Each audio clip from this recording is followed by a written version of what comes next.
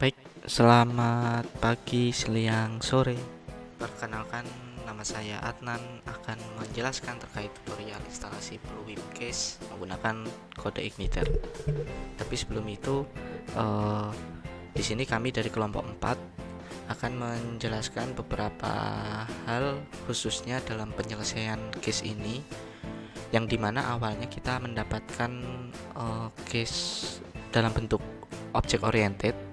Kemudian coba kita untuk konversikan atau migrasi ke dalam PHP kode Igniter.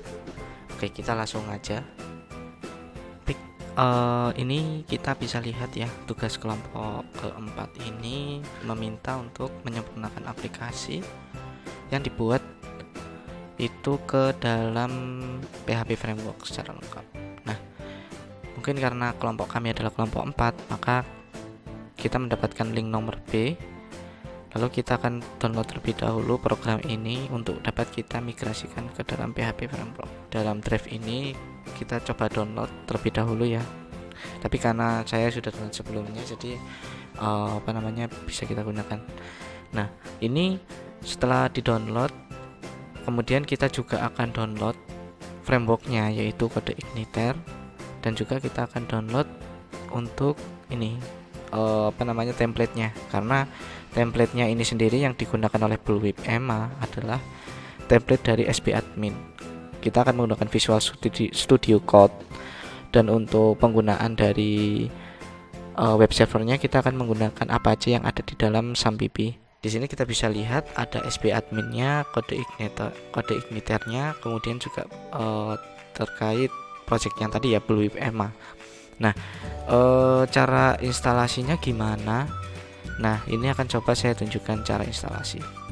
Kita coba ekstrak terlebih dahulu, oke ya, filenya. Nah, di file ini kita bisa lihat ya, Bluewip. Nah, di Bluewip ini, nah ini nih kita bisa lihat beberapa foldernya dan juga untuk database-nya. Jadi yang akan kita lakukan saat ini instalasi setelah melakukan tadi ya, dua aplikasi yaitu SAMPP dan Visual Studio Code adalah instalasi untuk webnya, dan juga yang kedua adalah dari database-nya. Oke, di framework ini kita ada kode Igniter yang akan digunakan, dan juga untuk template-nya kita menggunakan SB Admin. Nah, sama halnya kita coba ekstrak terlebih dahulu. Oke ya. Nah, ini kita beri nama Bluewip CI. Oke, nah di dalam file ini kita coba ekstrak terlebih dahulu aja ya. Oke. Nah, sebenarnya kita hanya akan menggunakan folder ini nih, aset, CSS dan JS-nya. Nah, selanjutnya cukup kita kopikan ke dalam framework yang tadi, CI. Kita tuliskan di sini adalah modul.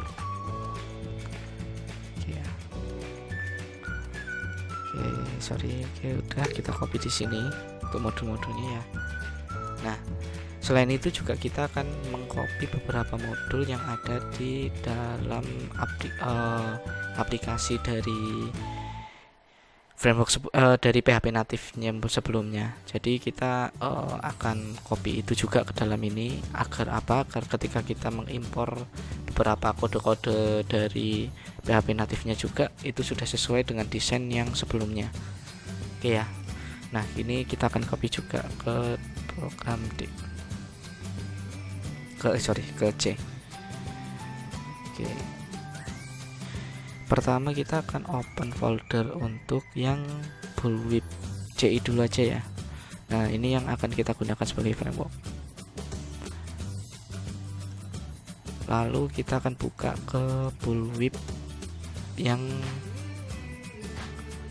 PHP natifnya. Oke. Siap. Nah, oke, kita expand, ngekonfigurasi dari frameworknya terlebih dahulu, karena framework ini perlu ada konfigurasi yang dilakukan mulai dari autoload. Di autoload ini kita akan coba tambahkan di bagian library ya, dengan ini array database session from validation dan cut.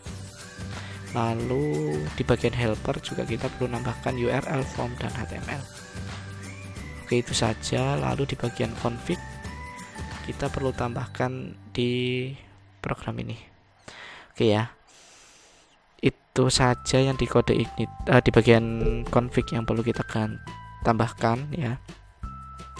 Lalu pastikan juga di bagian database. Nah, ini yang paling penting.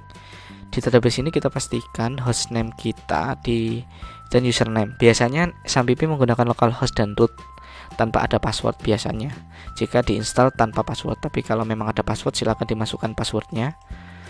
Lalu databasenya dengan menggunakan si bangsat ini ya. Ya, gitu. Oke, database ini sesuai namanya.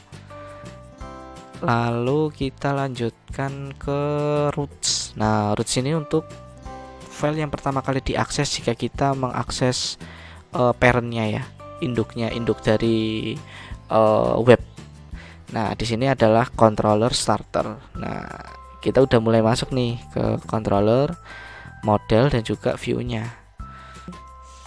Nah, ini coba kita hidden. Nah, ini yang untuk di Bullwhip CI, ini yang di Bullwhip. Nah, di bagian atas ini pasti ada perbedaan. Nah, di bagian ini kan udah menggunakan base URL ya. Kalau ini kan masih menggunakan alamat di mana dia diakses gitu ya. Jadi nanti kalau memang kita mau mundur satu folder itu kita tambahkan titik-titik slash gitu ya.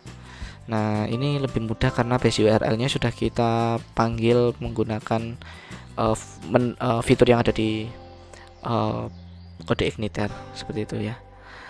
Lalu selanjutnya kita nggak perlu lagi untuk menggunakan alert karena kita menggunakan alert melalui JavaScript.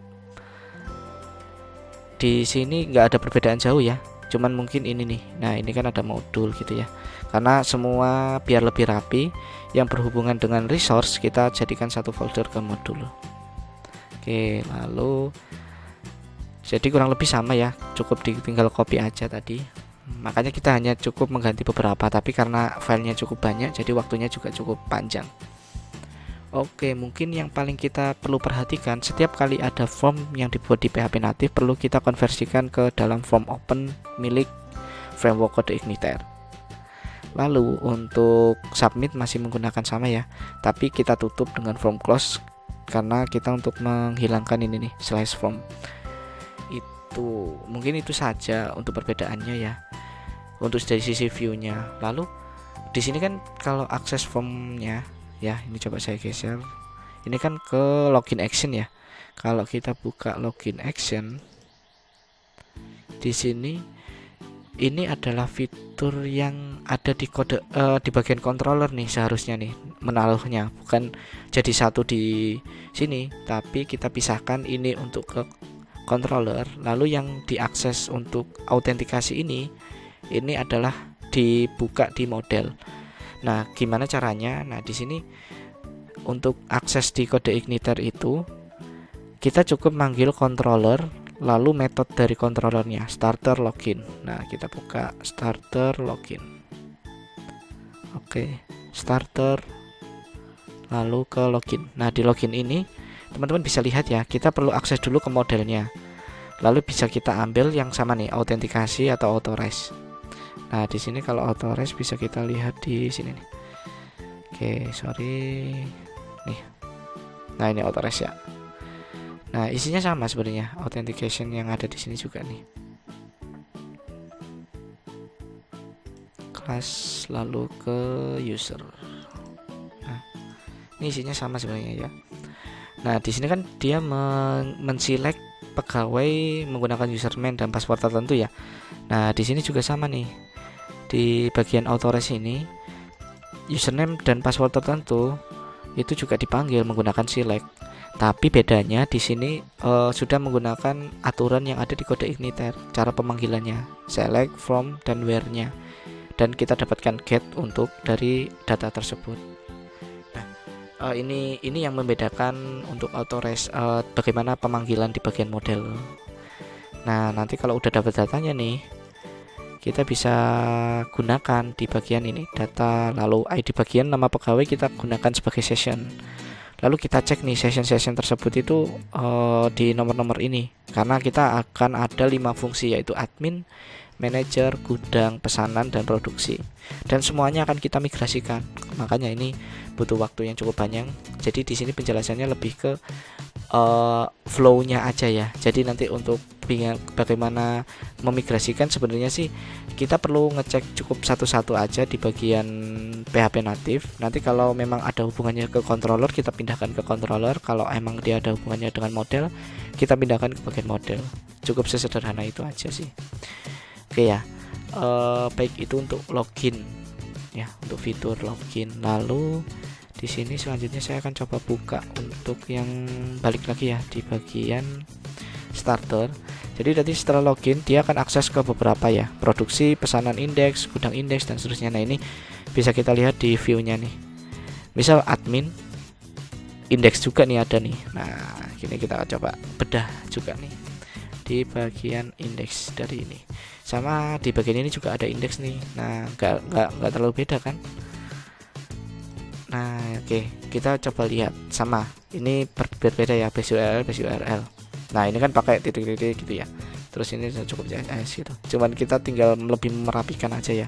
Jadi kalau dipakai di berbagai folder di posisi apa gitu, ini udah nggak perlu ngeset lagi nih di bagian ini nih. Kalau ini kan perlu ngeset lagi ya.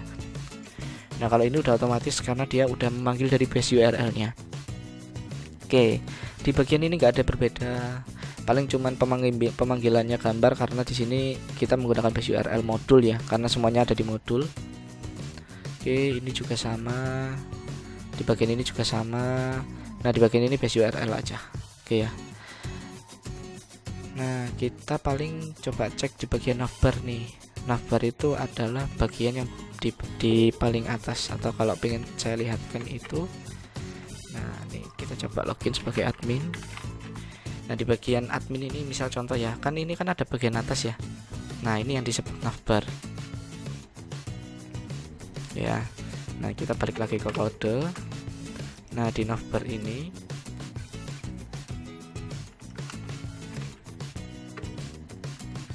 oke, di bagian navbar ini kita coba lihat nih navbar. Nah itu kan ini juga sama, kita coba buka navbar. Oke.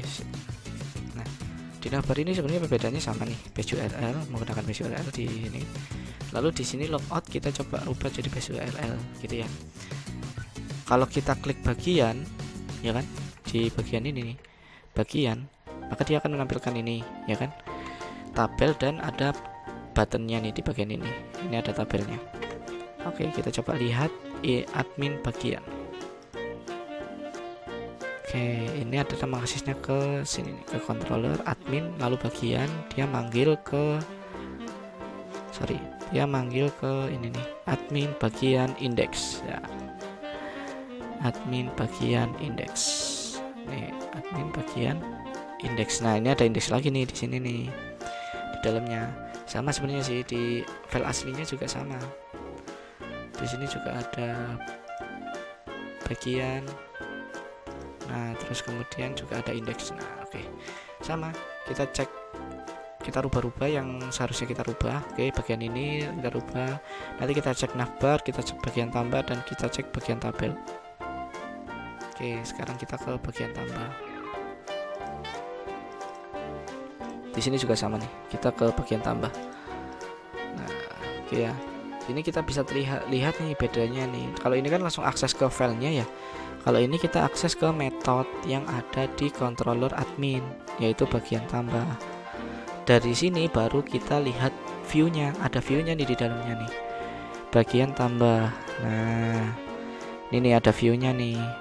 Oh kan ada view-nya bagian form. Oke, kita coba akses ke bagian form. Sorry, mana nih bagian form. Oke, sini juga sama nih. Oh, ini ke bagian form. Oke, kita cek ke bagian form. Nah, di bagian form ini kita cukup rubah base URL-nya sama ya. Sama di sini ada formnya, form 1 bagian. Oke. Di sini juga sama, form 1 bagian. Kita buka. Mari kita buka. Nah, nih. Oke ya. kita bisa lihat di sini sebenarnya yang membedakan sama formnya kita rubah menjadi formnya si kode igniter, lalu untuk penutup dari formnya kita ganti dengan form close. Oke ya, dimengerti ya. Lalu selain itu ada perbedaan lagi nih. Oke, di sini untuk alamatnya kan ke base URL admin bagian ya, ke controllernya.